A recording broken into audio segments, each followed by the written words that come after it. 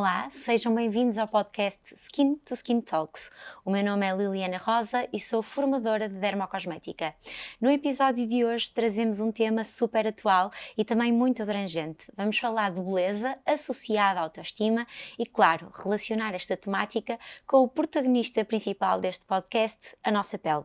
Para me ajudar a desenvolver este tema, temos uma convidada psicóloga clínica especializada em terapias cognitivo-comportamentais no adulto. A nossa convidada dedica-se essencialmente ao trabalho da ansiedade e da autoestima e tem atualmente uma equipa própria com 7 psicólogas. Tenho o prazer de ter connosco neste podcast a psicóloga Joana Gentil Martins. Muito obrigada por ter aceito o nosso convite, é um prazer tê-la aqui. Obrigada eu pelo convite, é um prazer para mim também estar aqui. Ótimo. Eu vou começar aqui por uma questão mais pessoal, que é percebermos quem é a nossa convidada de hoje, para os nossos ouvintes também conhecerem um bocadinho melhor o seu percurso. Por isso, quem é a Joana? Como é que é o seu percurso profissional? Então, eu sou psicóloga clínica, como disse muito bem, especializada em terapias cognitivo-comportamentais, que é uma terapia dentro das abordagens que existe na psicologia. Eu sou também formadora e, portanto, eu desenvolvo alguns cursos neste sentido, no sentido da autoestima, de ansiedade, e neste momento eu faço todo o meu trabalho online. Eu comecei o meu percurso em oncologia, em psico-oncologia, já desde o meu estágio, e já nesse momento e com essa população nós trabalhávamos as questões da autoestima. Porque há uma certa mudança corporal, não é?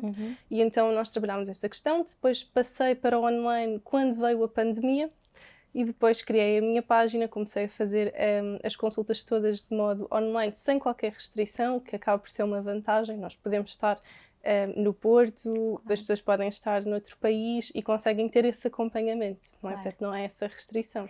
E porque falou aqui também na sua página, até vou aproveitar, porque realmente a sua página de Instagram está a ter imenso sucesso, e queria-lhe primeiro perguntar como é que surgiu a ideia de criar esta página e porquê é que acha qual é o principal motivo do sucesso da sua página de Instagram? Ok. A minha página, eu pensei na página na altura da pandemia, como alguns colegas psicólogos também pensaram, no sentido de, eu pensei assim, será que não seria útil para as pessoas terem estratégias fáceis de aplicar, que elas pudessem em casa, sozinhas, perceber, ok, o que é que eu posso fazer? Eu não me estou a sentir bem, como é que eu posso melhorar? Tanto que a página ela começou com mais estratégias de ansiedade, depois comecei a trabalhar mais as questões da autoestima e agora trabalhamos as duas porque elas andam de mão dada, não é? E então ela surgiu para ajudar as pessoas de uma forma simples, uma forma que fosse muito prática. Foi nesse sentido. E acho que a página também tem crescido porque eu dedico muito tempo a ela, não é? Todos os dias eu coloco conteúdos. Acho que também a interação que nós temos na página, porque eu respondo a todas as pessoas, mesmo que às vezes eu demore um bocadinho mais, que às vezes acontece, mas respondo a toda a gente, as pessoas interagem comigo e eu acho que acaba por haver ali uma conexão muito engraçada, porque, por exemplo, até na semana passada eu lancei um desafio que era as pessoas estarem com elas próprias, um tempo de qualidade com elas próprias, sozinhas, não é? Um concerto que eu não vou porque não tenho companhia, um cinema que eu não vou ver porque não quero ir sozinho, não é? E eu lancei o desafio, não, esta semana faz qualquer coisa sozinha. E as pessoas enviaram fotografias E o feedback foi positivo. O feedback foi muito positivo. E são pequenas coisas que nós podemos ir fazendo online, claro que nunca vão substituir a terapia, mas que as pessoas têm um feedback positivo, gostam, aplicam, e isso é o mais importante. Eu acho que o sucesso é quando alguém me diz assim, Joana, eu fiz isto e funcionou para mim, e eu gostei, eu fiquei melhor. Para mim, esse é o maior sucesso da página, é esse. Que bom, ótimo. E aqui relativamente à minha próxima questão, que tem a ver aqui, já entrarmos um bocadinho no tema deste podcast, que é o conceito de beleza. A nossa sociedade é um bocadinho exigente a nível deste conceito. Sente que nós estamos a chegar a um extremo, a um conceito de beleza que é muito radical, tem estes padrões de beleza muito estabelecidos. Podemos ter consequências graves do conceito que a nossa sociedade está a impor sobre os padrões de beleza ideais? Eu acho que nós temos que ter sempre muito cuidado quando falamos em padrão de beleza ou beleza ideal, não é? O que é isto do corpo ideal, não é? porque só o próprio conceito já nos traz aqui algumas questões, não é? O facto de existir alguém ou algum tipo de beleza que é ideal, então em todas as outras, não é? Ou seja, não há aqui uma abrangência. Sempre falamos de padrão de beleza, estamos a falar de uma coisa muito fixa, um padrão muito rígido. Claro. É como se pessoas com certas características encaixassem e outras pessoas não encaixassem, não é? Como se ficassem de fora, digamos assim. E isso não é saudável, não é? Também aqui falar que há aqui um exercício que eu gosto muito de mostrar, que até vou partilhar aqui a imagem, que é esta mudança nos padrões da sociedade, não é? Do que é o padrão de beleza da sociedade. Já tivemos uma altura em que o corpo mais robusto seria o corpo ideal, porque se representaria a riqueza, representaria uma alimentação robusta, mais rica, seria mais rica, exatamente. Depois passámos para os tons de pele muito clarinhos seriam os ideais, depois afinal sermos bronzeados é que é o ideal, não é? Então o que é isto de beleza ideal, não é? Ela não existe. Eu costumo brincar e digo assim: nós estamos todos dentro do padrão, só temos é que encontrar o ano em que estamos, não é? Porque dentro do padrão nós estamos todos, no fundo, não é? Mas acho que temos é que trabalhar no sentido de mais aceitação de todos, mais aceitação corporal dentro do que é saudável e não tanto querer dizer, não, este é o padrão, a pessoa tem que estar dentro deste X modelo, se não tiver, então não tem trabalhos ou não tem tanta facilidade os próprios relacionamentos, não é? Pessoais, que há muita gente que se sente... Sim. Isto leva-me então, e também já percebemos que não há aqui não deveria existir este padrão de beleza ideal, mas sabemos que infelizmente as próprias redes sociais também impõem um bocado isso, a busca por esta beleza ideal que não deveria existir, mas que nós sabemos que existe, pode ser determinante na autoestima das pessoas? Pode. É um fator... Na sua prática do dia-a-dia sente que isso acontece? Sim. Há uma ideia que quando se fala de autoestima que tem logo a ver com a imagem, não é? Nós temos esta ideia logo inicial. De facto não tem só a ver com a imagem, não é? De facto tem a ver com os nossos pensamentos, sentimentos e comportamentos sobre nós. Mas também a nossa autoimagem, que não é a nossa imagem, mas é a percepção que eu tenho da minha imagem, influencia a nossa autoestima, não é? E então, mesmo... porque é que eu digo que não é a imagem e sim a percepção? Porque nós vemos pessoas que estão dentro dos padrões, não é? Que seriam consideradas lindíssimas dentro do padrão que existe e não se sentem assim, não é? Portanto, a percepção que elas têm não é essa. E claro que esta busca acaba por trazer algumas consequências, pode até num nível mais avançado, trazer a sintomatologia depressiva, sintomatologia ansiosa e, portanto, não é uma questão de fácil trato, não é? Temos que olhar de forma única para cada pessoa nesse sentido, mas pode efetivamente afetar a autoestima. E como psicóloga, lá está aí no seu dia-a-dia, quais são os fatores mais importantes, aqueles que considera cruciais na construção da autoestima e da própria autoconfiança, não é? De um paciente. Quando trabalha um paciente que realmente vem com uma fraca autoestima ou com uma baixa autoestima, quais são normalmente os fatores, assim, ou os parâmetros fundamentais que trabalha com esse paciente? Sim. Primeiro que tudo tem que perceber o que é que aconteceu para se ter desenvolvido esta baixa autoestima, não é? Exatamente. E de onde é que vem? Que é uma coisa que é muito interessante, que não é genético. Ou seja, nós não nascemos com autoestima, nós vamos aprendendo. Não é? E aprendemos com o quê? Com a nossa experiência de vida, com as relações que vamos tendo, com até a própria educação dos nossos pais, aquilo que vamos ouvindo, como é que ouvimos dos outros, não é? Por exemplo, uma mãe que tenha uma baixa autoestima e esteja sempre com uma autocrítica para si, os filhos absorvem, também para eles. Não é? Então, tudo o que nós vamos vivendo vai chegando e vai construir aquilo que nós temos naquele momento, não é? Aquela baixa autoestima. Quando o paciente chega até mim, eu tenho que entender de onde é que isto tudo veio, porque é que veio, não é? Trabalhamos muito a história, porque é daí que vem. Tentamos perceber o que é que há que precisamos de perdoar na história, porque muitas vezes existem certas situações que nós precisamos de ressignificar, dar outro significado, ou até mesmo perdoar, e perdoar não significa que seja para o outro, mas para nós mesmos, não é? Exatamente.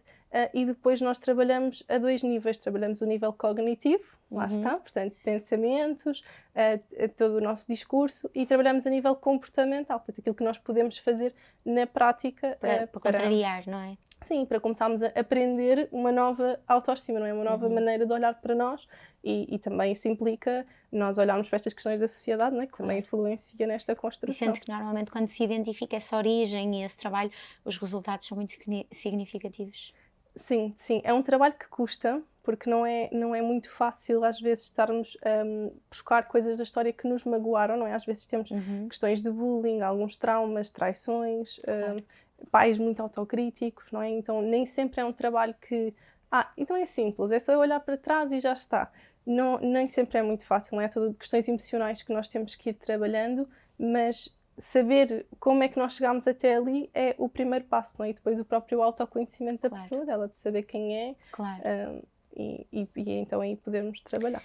E agora, partindo aqui para o Uhum. ponto-chave do nosso podcast, que é a pele, não é? Uhum. E fugindo do conceito de beleza mais relacionado, geral, e agora mais relacionado com a pele, sente que pode haver pacientes que têm esta baixa autoestima porque têm, por exemplo, alguns problemas de pele, como a própria acne, que é muito frequente, e principalmente nos adolescentes, o envelhecimento nos adultos, que os problemas de pele podem ser o foco de algumas nem queria chegar só a depressões, mas de alguns problemas a nível emocional. Uhum. Sim, sim, de facto sim. Porquê? Porque mexe com a autoimagem, não é? Com esta questão da imagem. Tanto a pele a nível do acne, também a nível do envelhecimento, são mudanças corporais que fazem diferença ao nível do desenvolvimento da própria autoestima e também daquilo que é as comparações com as outras pessoas, não é? Porque se nós formos aqui analisar a questão da pele e a questão dos padrões de beleza, não está no padrão de beleza, por exemplo, uma pessoa com acne, não é? Que pode acontecer, e por exemplo também na adolescência, que é onde se desenvolve Essencialmente, sim. essencialmente, ou seja, as meninas adolescentes, o que é que veem? Veem outras meninas, por exemplo, aqui extrapolando, não quero deixar generalizando, não é? Mas numa rede social com um filtro, ela não tem nada, e eu chego a casa e olho ao espelho e eu tenho. Porquê é que eu tenho? Não é? Claro. Começa assim.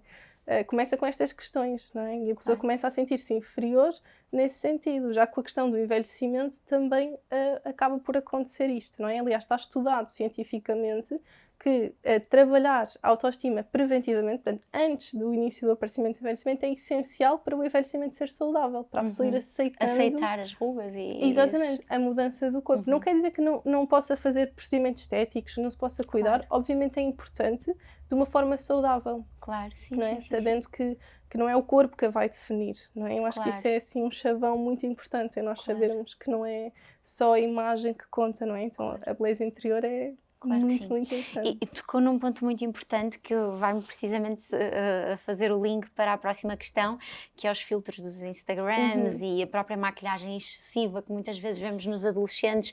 Sente que estes filtros, que cada vez são mais usados, podem funcionar como uma arma para a autoestima nestes pacientes que têm acne ou que têm uma pele mais envelhecida ou mais manchada, que sente que realmente estas ferramentas que agora as redes sociais nos permitem usar vão ser positivas a longo prazo para estas pessoas? Aqui temos que falar de uma questão de equilíbrio, não é? Porque utilizando em certas situações, com um determinado propósito, pode fazer sentido, não é? Não tem mal nenhum a pessoa querer maquilhar-se, querer estar cuidada, querer utilizar um filtro, desde que seja para aquela situação e não que eu utilize aquilo de uma forma excessiva e que já não consiga fazer nada sem isso. Não é? Já tive casos em que não tirariam fotografias sem ser pelo Instagram porque não traria filtro, não é? Então perdiam fotografias das festas, dos concertos porque não tinha internet, não deu para ter um filtro, então não vou tirar a minha fotografia, não é? Aí já temos um caso em que já precisa... Dependência quase, não é? Exatamente, e isto a longo prazo é complicado, porque eu gosto de pensar que há aqui como se fosse a realidade virtual e a realidade real, não é? E nós vemos muitas vezes virtualmente essa questão, não é? Os filtros, e mesmo que nós saibamos que é um filtro, nós consumimos aquilo tanto, que acaba por inconscientemente nós já estamos a comparar. Claro. Mesmo que depois eu pense, não, calma, mas é um filtro, não é? Claro. Mas não deixa de ser algo que a longo prazo eu acredito que não beneficia na autoestima, eu acredito que vai ajudar a diminuir nesse caso. Sim, até porque são usadas, lá está, começam a ser usadas com tanta frequência que a pessoa já só se consegue ver com aquele determinado filtro. Quando vê sem parece que não estamos bem, ou não estamos bonitas, ou não nos sentimos... Sim. E agora, entrando aqui também noutra área que eu também acho super interessante, é que se ouve atualmente cada vez mais falar de autocuidado. A minha questão é, o que é o autocuidado e quais, por exemplo, algumas dicas que nos possa dar, que possamos aplicar no nosso dia-a-dia deste autocuidado, que eu acredito que seja tão importante para a nossa autoestima também, não é? Uhum.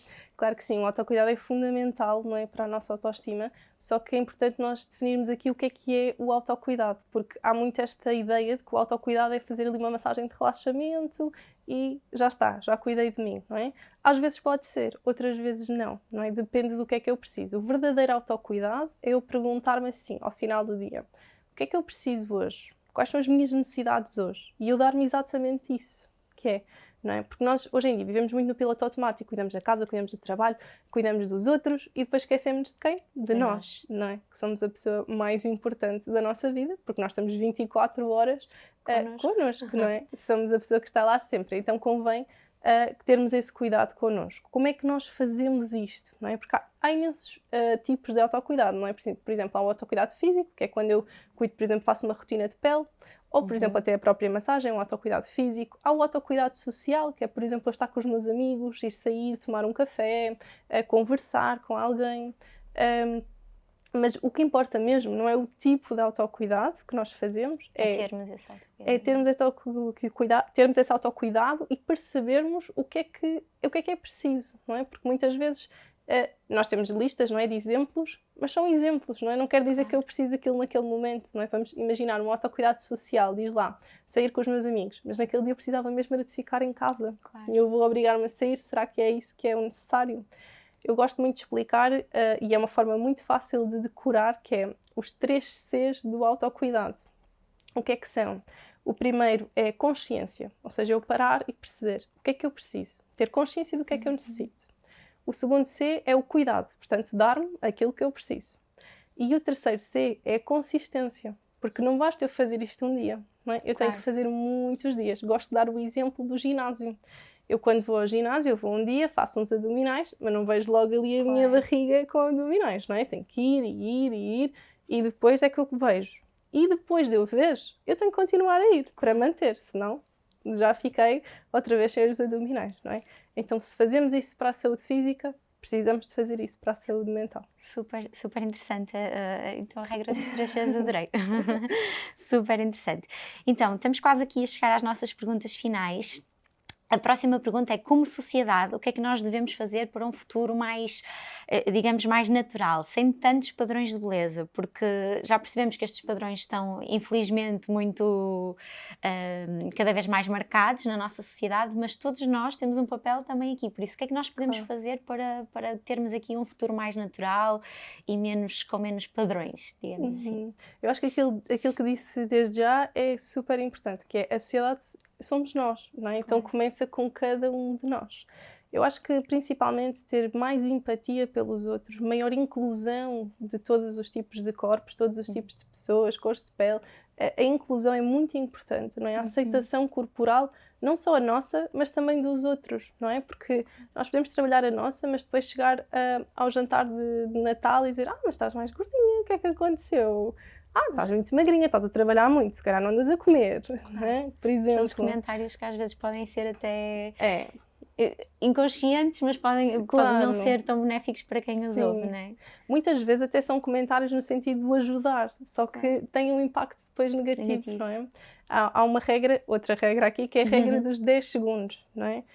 Qual é essa regra? É, se a pessoa não consegue mudar aquilo que nós vamos comentar em 10 segundos, então não vamos comentar, não é? Por exemplo, se a pessoa tem algo no dente, eu posso comentar, a pessoa em 10 segundos resolve, não é? Mas se eu disser assim, mas olha, estás com celulite, a pessoa em 10 segundos não vai tirar, não é? Então, se nós não temos nada de agradável para dizer, então não vamos dizer, nós, não é? Porque qual é a vantagem que traz, não é? Então acho que passa muito por aí e também muito por ter respeito pela caminhada de cada pessoa, não é? Porque nós nunca sabemos o que é que está por detrás da condição física, por exemplo, da pessoa, ou do estado emocional dela. Nós não sabemos o que é que está por trás, não é?